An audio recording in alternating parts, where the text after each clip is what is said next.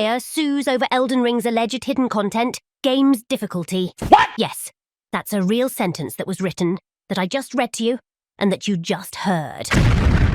And yes, the lawsuit is real. What the On the 26th of July of 2024, a 4chan thread was created by the self-named user Nora Kisaragi, stating that in 2 months an Elden Ring lawsuit would occur, as he is suing From Software over allegations of hidden content behind a barrier of impenetrable difficulty. His initial post in the thread reads as follows.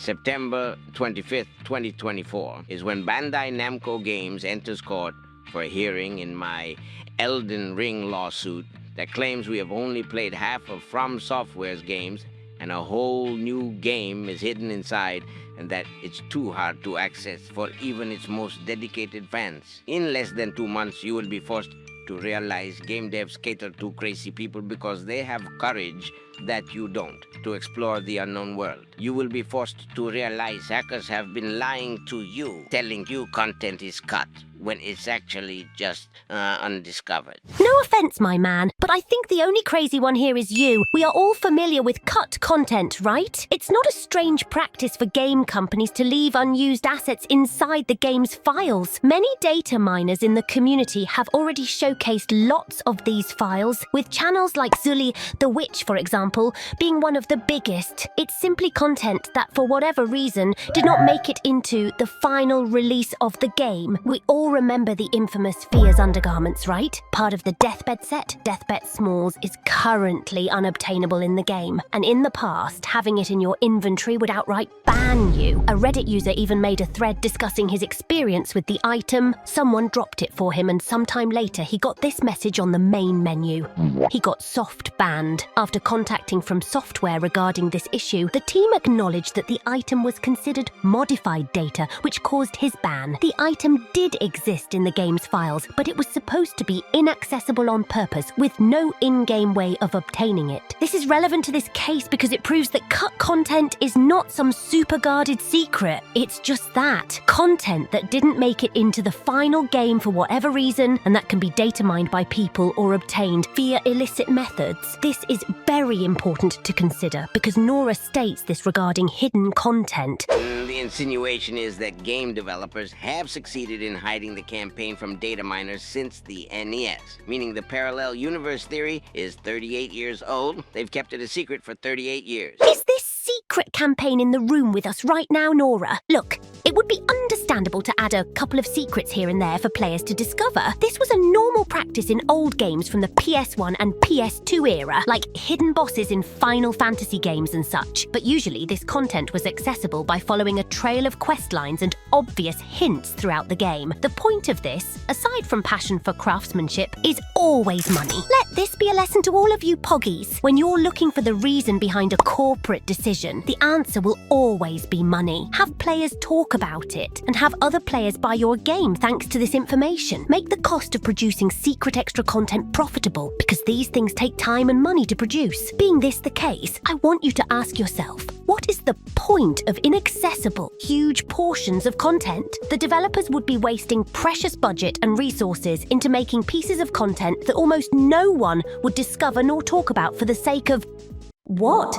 Useless elitism? If not even data miners can find it to spread the rumors and have more people interested in buying their product, why make it at all? And mind you, lack of proof of its existence does not count as proof of its existence. I know this is just me arguing with a clearly mentally unstable person at this point, but I believe that healthy discussions can be achieved by discussing each point and the reasoning behind them rather than simply dismiss it as the delusions of a madman. But the more you read into it, the more you realize that that's what it basically is. I'm getting my day in court. How will you cope with the truth? I became insane because it's what Hidetaka Miyazaki wanted in the case of Bloodborne. He wanted the players to break the shackles of humanity in the Drained of Blood interview. And then he proceeds to quote Miyazaki about Bloodborne lore. If this person can't tell the difference between in-game lore and real life, then you know that you'll most likely be wasting your time by talking to them. However, like I said, you can always address these issues semi-seriously and healthily discuss them as long as you don't also fall into their delusion bubble, which is what the District Court of the Massachusetts state seemed to do. Like I mentioned earlier, the lawsuit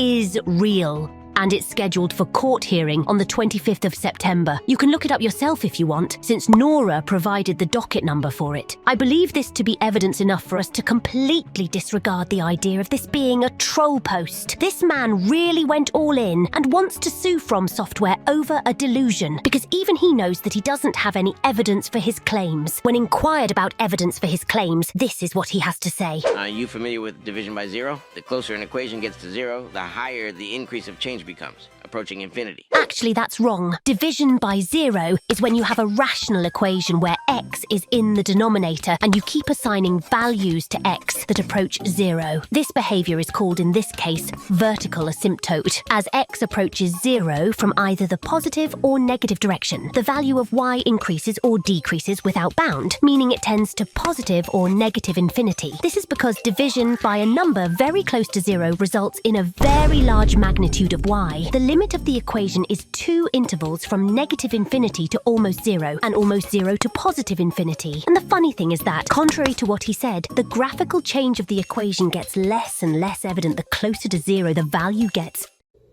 Sorry, I had to spurg out.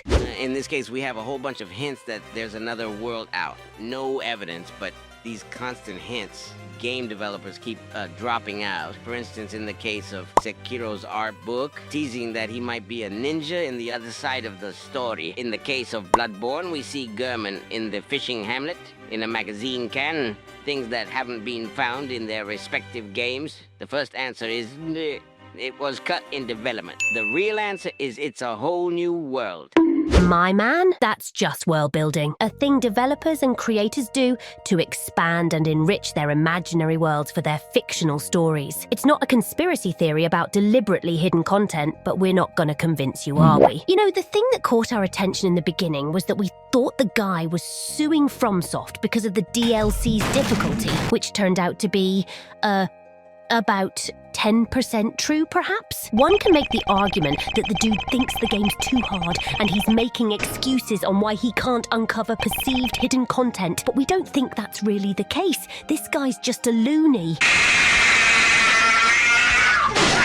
However, who knows? Maybe some data miner will discover never-seen-before new secrets in older Souls titles and reveal that all this time this guy was an evil mastermind of sorts. But no, I don't think that's going to happen, to be honest. At the end of the day, this is just a crazy guy talking crazy shit. Legal experts doubt the lawsuit will succeed, citing the speculative nature of the claims and the challenge of proving consumer deception. At the time of making this goofy, video, data miners have not uncovered evidence of a hidden game within Elden Ring or other From Software titles. Additionally, from a legal standpoint, proving that the game's difficulty constitutes deceptive practice under consumer protection laws will be difficult without substantial evidence, and the plaintiff must demonstrate how this alleged deception has harmed consumers. Good luck with that, bro. But yeah, we just wanted to share this batshit crazy story, and we're eager to see how this moves forward after the day of the court hearing. That's about it.